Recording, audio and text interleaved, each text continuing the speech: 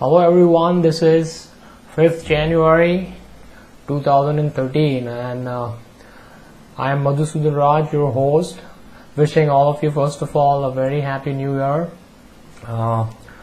For me it's just another day, the years will come and go all the time. What is important for us is to keep an eye on the things which are happening in the world economy and especially in the Indian economy.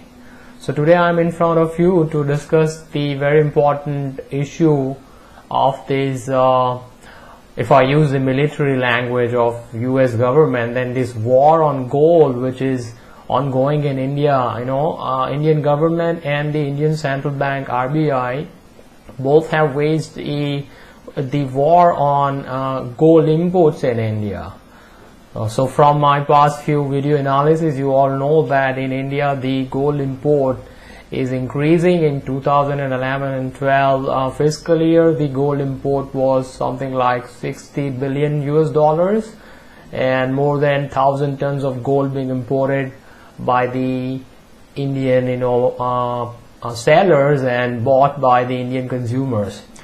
And this is what is giving a lot of pain to the government, because this is gold import is the second major import item in India's government's balance of trade, what they call the trade account, the current account.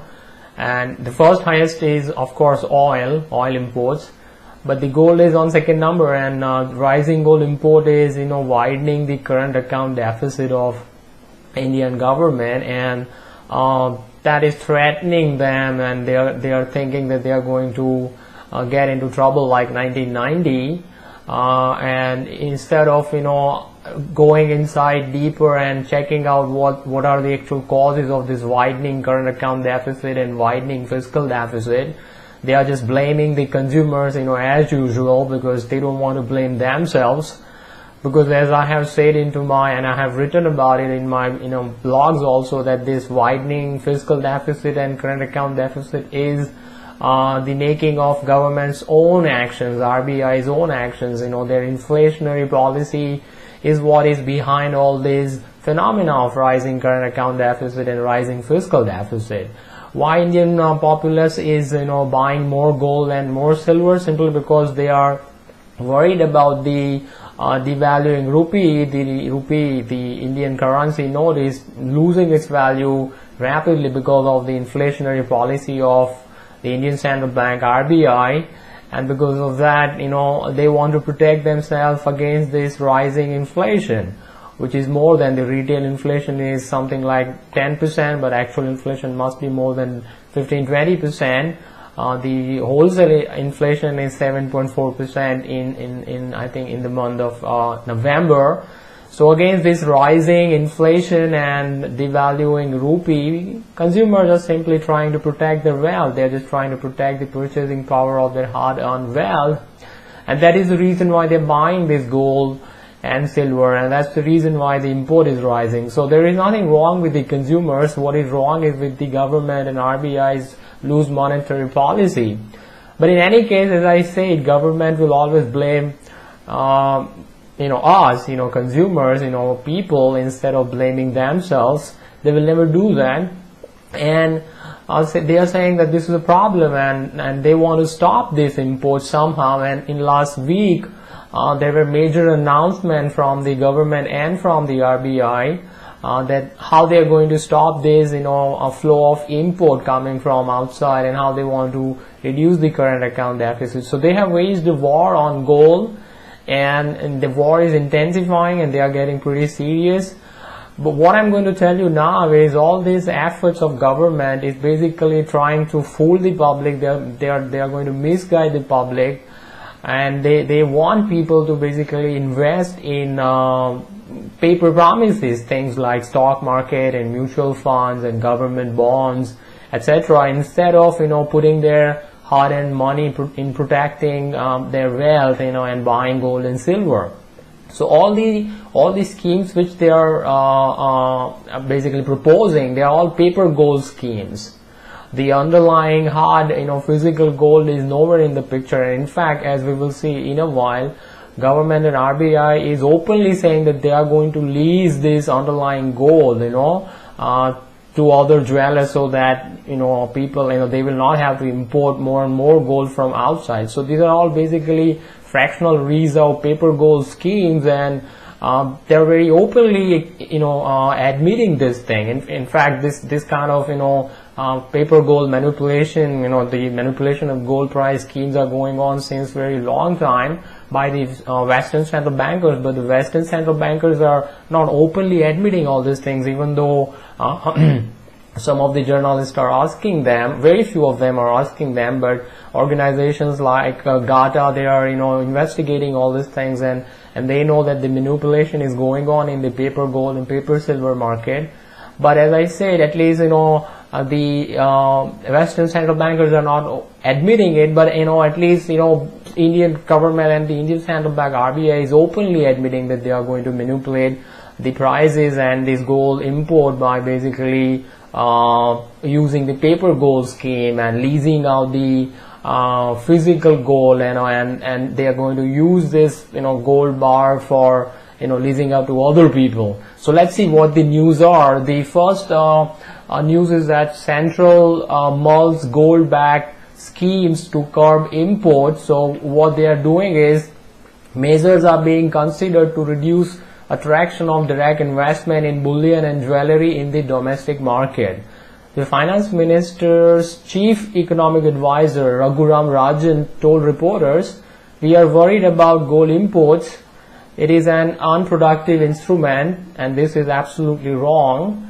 Gold is not an unproductive instrument. You all know that gold is actually money, and money can never be unproductive. Money's productivity is in its in its power of giving us the certainty about the uncertain future. And as I'm saying since long, that all these future uncertainties are actually created by the government and RBI's loose monetary policy itself. So if you're holding money in your hand, cash balance in your hand, then that is going to give you a lot of control over the certainties, and that is what is its productivity. Or it is not going to give you any direct return, but although in fact in today's market, if you see that since last 12 years gold and silver both are giving actually handsome return also, but it is the main function is to give you protection against these governments all kind of stupid policies. So Raghuram Rajan is absolutely wrong when he is saying that it is an unproductive instrument. It is not. Basically they are trying to fool people. As I said, they are trying to misguide the public.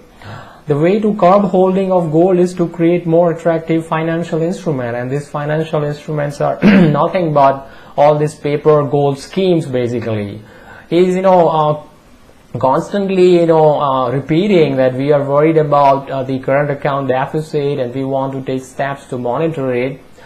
So let's see that this was in the month of December. In January, in the first week, they announced some major steps. Not only Raghuram Rajan, but the finance minister P. Chidambaram is also saying that more steps are needed to control gold import.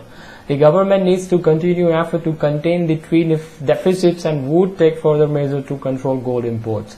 Some measures may cause immediate pain, but this was necessary to ensure that the fiscal deficit came down to 3% in the next 3 years. Now, the fiscal deficit is widening because the government is spending more money than what they are, getting in, than what they are looting for the public. What you call it in public finance literature, you call it revenue.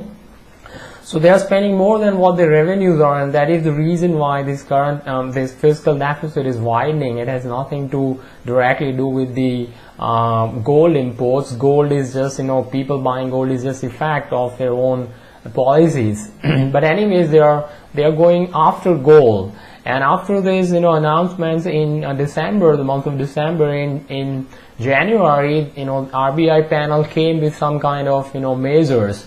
So this one coming on January 3rd, RBI panel in favor of loaning certain part of gold ETF corpus. So as I said, they are very openly thinking that whatever physical gold, the so-called gold ETF, the exchange traded fund schemes are having in their reserves, they are going to loan this gold to third parties, right?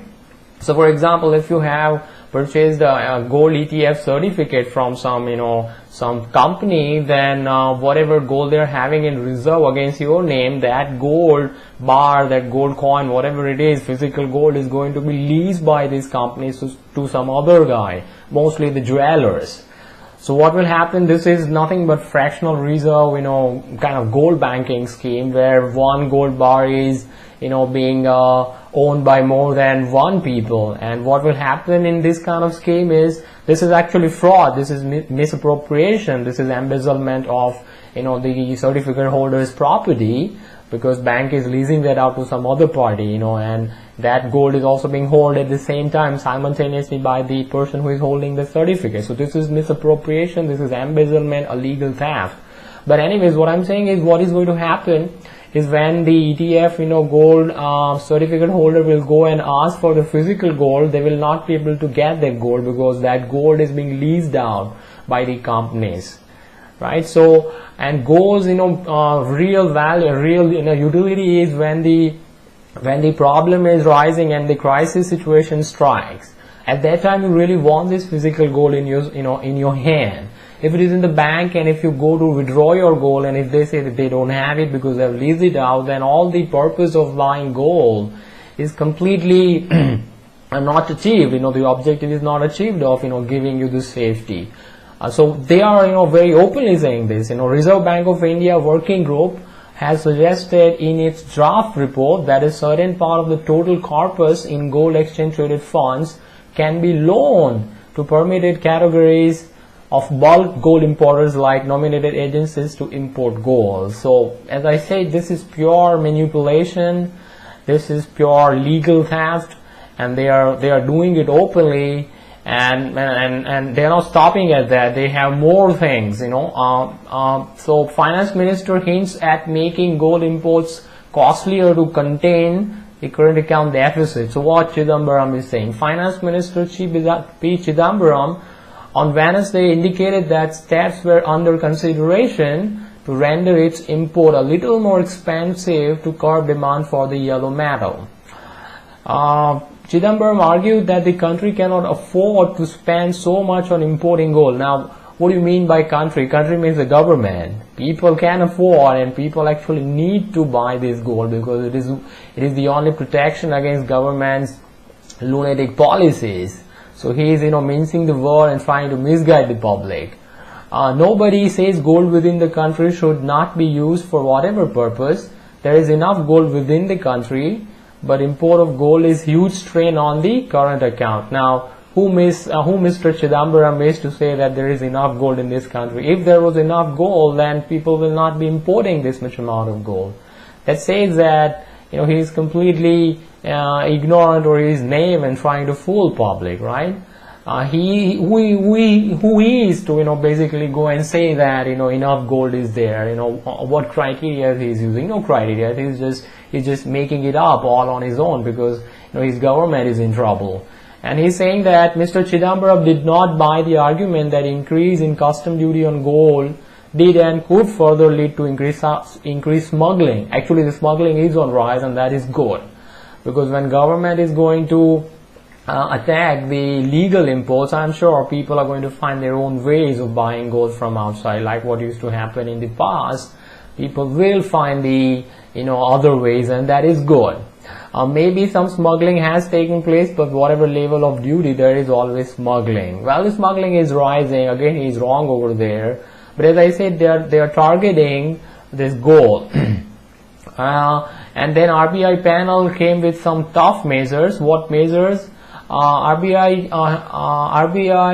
the Reserve Bank of India, RBI, in its bid to curb investment in gold bars and jewelry, has come out with a draft report suggesting revision in gold loan rules and introduction of new gold-backed products. So these are all paper products. Gold-backed product means it's not physical gold, it's just backed by some kind of gold, and that gold is not in the world, because they are very actively thinking of leasing that gold to somebody else. So this is all paper. Report suggesting revision in gold loan rules and introduction of new gold-backed products, which would bring down India's gold import bills. KUB Rao, advisor, Department of Economics and Policy Research, has recommended that banks and NBFCs put the pledged gold to productive use and has also recommended tough guidelines for gold loan companies. So again, they are going to use your gold, in leasing it out to some other party, and you will never be able to get it back when you are in real need of that gold. Some key recommendations include having banks design innovative financial instruments to provide real returns to investors. That means paper gold scheme, not physical, conversion of both rural and urban demand for gold into investment in gold-backed financial instruments through dematerialization of gold, and introduction of tax incentives on instruments that could impound ideal gold. So all schemes are in the direction of paper gold and leasing it out to somebody else. It's all manipulation. It's all illegal theft. This is not good for the public, and I wish that you guys don't buy this RBI and government schemes, and you guys don't get fooled by these people, and don't invest your hard-earned asset into all this kind of paper schemes, where, as I said, you are going to be disappointed in the end. So the advice for all of us is basically to stick with the physical gold, with the purchase of physical gold and physical silver, and don't even put that into banks, because you don't know when banks are going to give that gold and silver to the government. So when government is so serious and they are going after gold and silver, it is better that we keep it out of the banking system. And that is what is actually happening. Already all these schemes are failing, as this Times of India article is saying. Banks' gold plans fail to shine, and that is very good. Even as the government is considering schemes like gold deposits to rein in the huge surge in gold imports, such initiatives haven't yielded much success in the past, and they are not going to yield any success in future also, which is good, because, as I said, gold is in culture of India, and people know what is the importance of gold. It is being used since ages, thousands of years, and all this kind of government's misguiding will not really help. So it is already failing. Moreover, gold deposit schemes involve conversion of gold mobilized from the public into gold bars for lending to jewelers is not working out. All the schemes are not working out. Mostly an attempt was made to auction official gold holdings to public to contain imports, but the move was dropped as it was considered impractical. There is so much gold already available with ETFs, they can be allowed to lend their gold. Lakshmi Iyer said this thing of Kotak Mahindra Mutual Fund, but it's not working. And that's good. As I said, you don't get fooled by all this kind of schemes, and stick with physical gold and physical silver. Stay out of the banking system, because all the markets are rigged and manipulated, and they will go after your gold and silver if you keep it in their own system. Okay, apart from this major story, I also want to continue with that the big scheme which the UPA government has started from the 1st January, the direct cash transfer subsidy scheme.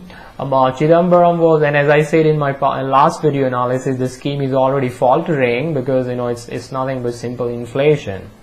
So before this, before the beginning of this scheme, Chidambaram was bragging about it. He was saying that direct cash transfer system, a pure magic. He said that it is pure magic, and somehow it is going to make poor people more rich. Just print a bunch of money and give it to them, and people are going to become rich. But just after a few days, his pure magic is not working. Chidambaram admits the glitches in cash transfer scheme rollout as government prepares for January 1 launch. So already before the launch, they are reporting that there are some kind of glitches into all this, into this scheme.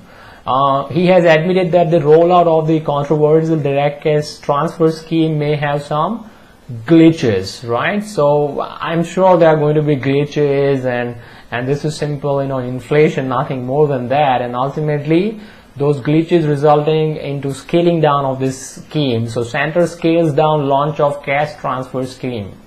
It was for something like 43 districts. Now it is scaled down to only 20 districts. The government took this decision because a sizable number of beneficiaries in the targeted district do not have, and just listen to me carefully, do not have bank accounts to receive cash and the other enrollment is also inadequate.